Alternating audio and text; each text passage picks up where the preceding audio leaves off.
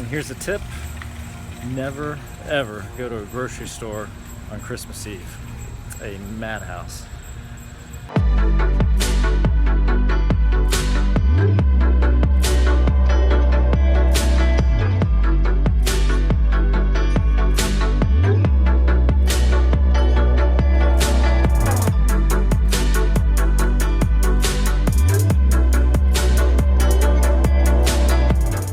Literally the first time this has ever happened to me, that I've gone to an Ace Hardware store and they've been out of the item that I wanted. Kind of a sad day.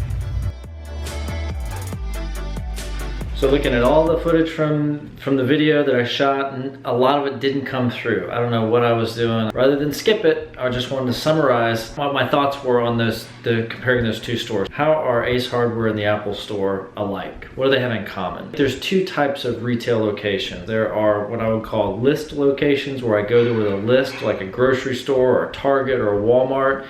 And then there are experience locations, where I know exactly what I'm going for. I'm usually going there for one thing, and it's a totally different focus that the business has to have in order for those two situations to be successful. And when you're going to a list store, the most important thing is that I'm able to get what I want on my list, and there needs to be some variety stuff there. If I want to go for a cereal, there's like 20 or 30 different cereals that I can choose from. And what's important is the choice. But when you go to an experience location, like the hardware store or the Apple store, I know exactly what I'm going to get. The choice isn't the important. I've already made the choice before I go to the location. So what's important there is that the experience be as frictionless as possible and as much about the customer experience as possible.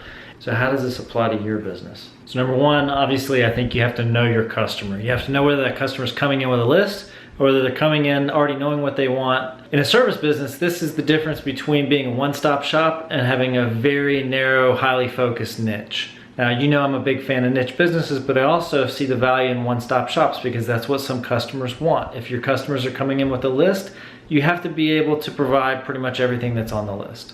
And the second thing is understanding where you should be spending your time and energy as a business owner. Should you be focused on building the choice that's going to make the list customers happy, or should you be focused on getting out of the way and creating as frictionless a transaction as possible? I love walking into the Apple store, having already purchased whatever it is I've decided I need on my phone. I show my phone to the clerk, they bring it out, I'm in and out in like 2 or 3 minutes. I love going to the hardware store, knowing exactly what I need, having the person meet me at the front and then direct me to the aisle, and having another person meet me just to make sure that I get exactly what I'm looking for. Those are great examples of experience locations where they just get out of the way because they already know that I know exactly what I'm looking for. And their job is to get out of the way and make it a frictionless transaction.